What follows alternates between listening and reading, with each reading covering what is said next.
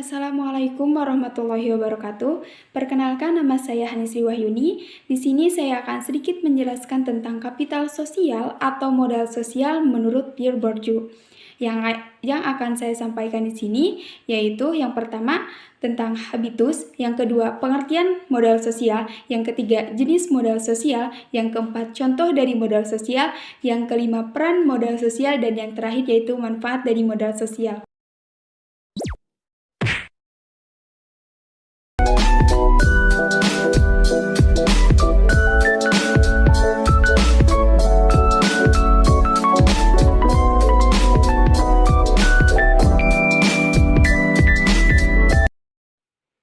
Nah, sebelumnya, siapa sih Bourdieu itu? Nah, Bourdieu itu adalah seorang sosiolog Prancis yang tertarik pada adanya kelas sosial dan bentuk-bentuk ketimpangan di semua bidang. Pada awalnya, gagasannya itu menciptakan antropologi budaya reproduksi sosial tentang suku-suku Aljazair selama tahun 1960-an. Bourdieu adalah filsuf yang terkenal dengan komitmennya sebagai intelektual publik hingga akhir hayatnya. Gagasan utamanya itu terdiri dari habitus, modal, ranah atau arena, dan kekerasan simbolik.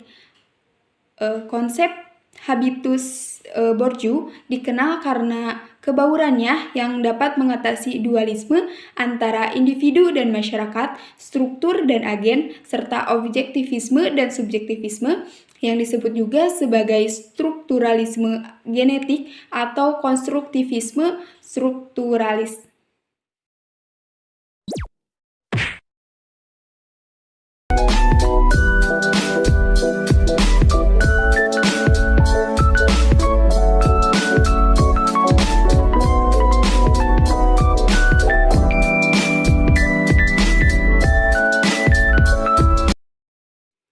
Nah, langsung saja yang pertama itu tentang habitus. Habitus itu adalah produk sejarah yang terbentuk sejak manusia lahir dan berinteraksi dengan masyarakat dalam ruang dan waktu tertentu. Habitus merupakan hasil pembelajaran lewat pengasuhan, aktivitas bermain, dan juga pendidikan masyarakat.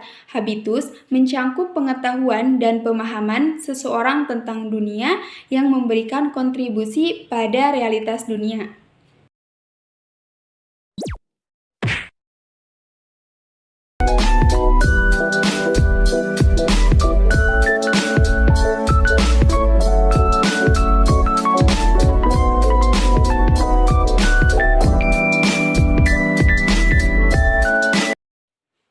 Nah, yang selanjutnya yaitu pengertian dari modal sosial.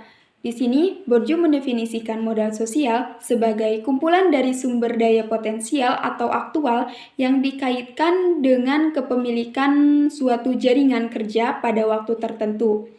Bourdieu juga mengatakan bahwa muatan modal sosial yang dimiliki seseorang itu tergantung dari ukuran jaringan koneksi-koneksi yang dapat dimobilisasi seperti modal ekonomi, kultural, dan simbolik.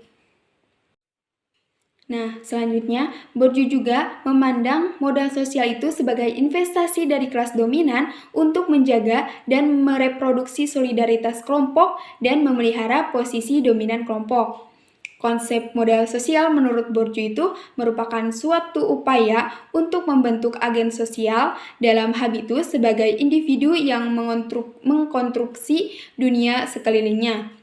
Bourdieu juga mengembangkan konsep modal sosial tidak sebagai suatu yang berdiri sendiri, tetapi terkait dengan berbagai modal yang lain.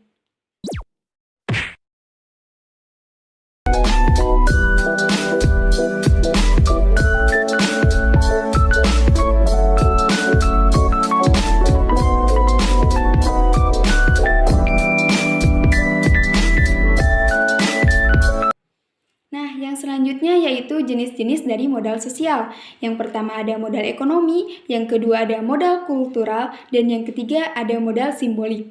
Untuk yang pertama, modal ekonomi. Modal ekonomi itu merupakan kekayaan yang bisa digunakan untuk menunjang aspek ekonomi. Contohnya adalah uang. Ketika kita memiliki uang, kita memiliki segalanya. Ini adalah istilah yang sering digunakan.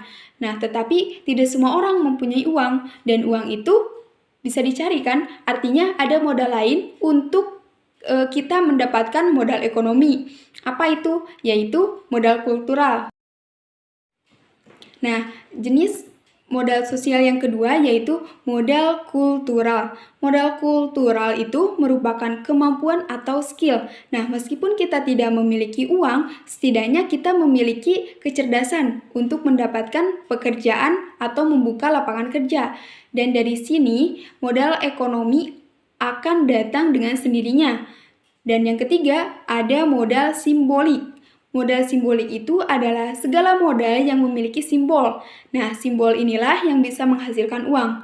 Misalnya, kita memiliki ijazah dan kita menggunakan ijazah untuk melamar pekerjaan.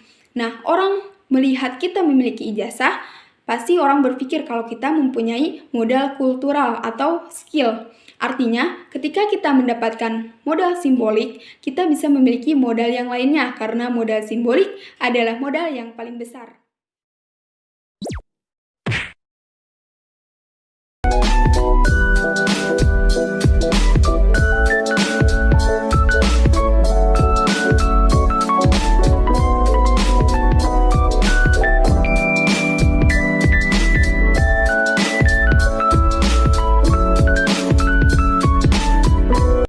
Selanjutnya itu ada contoh dari modal sosial. Di sini saya mengambil contoh modal sosial di tempat tinggal saya sendiri. Nah, di kampung saya itu ada sebuah organisasi pemuda perantau yang memiliki tujuan untuk bersosialisasi, membantu kesejahteraan masyarakat kampung, dan berpartisipasi terhadap masyarakat yang diadakan di setiap hari besar nasional. Salah satunya yaitu yang sering dilakukan di bulan Agustus, yaitu Hari Proklamasi Kemerdekaan Republik Indonesia. Di sini, masyarakat sangat antusias dalam mengikuti upacara bendera dan mengikuti berbagai lomba yang diadakan oleh organisasi pemuda.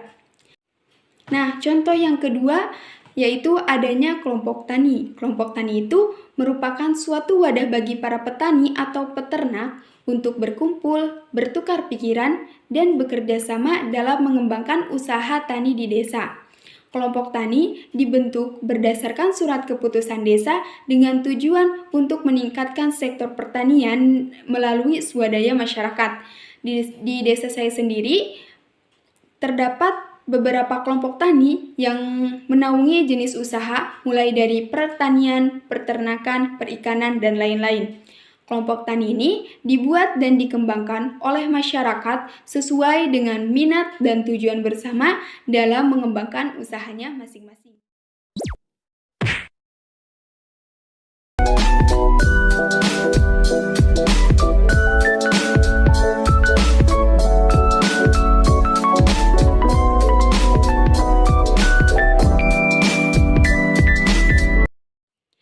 Selanjutnya, ada peran dari modal sosial. Yang pertama yaitu membentuk solidaritas sosial masyarakat, yang kedua membangun partisipasi masyarakat, dan yang ketiga memberikan kontribusi tersendiri bagi terjadinya integrasi sosial.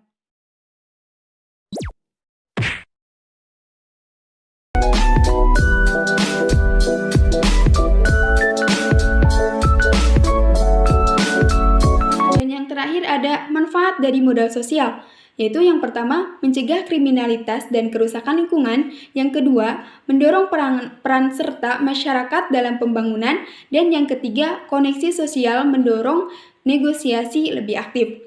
Mungkin hanya itu yang dapat saya sampaikan, kurang lebihnya mohon maaf. Wallahul muwaffiq ila aqwamit thoriq. Wassalamualaikum warahmatullahi wabarakatuh.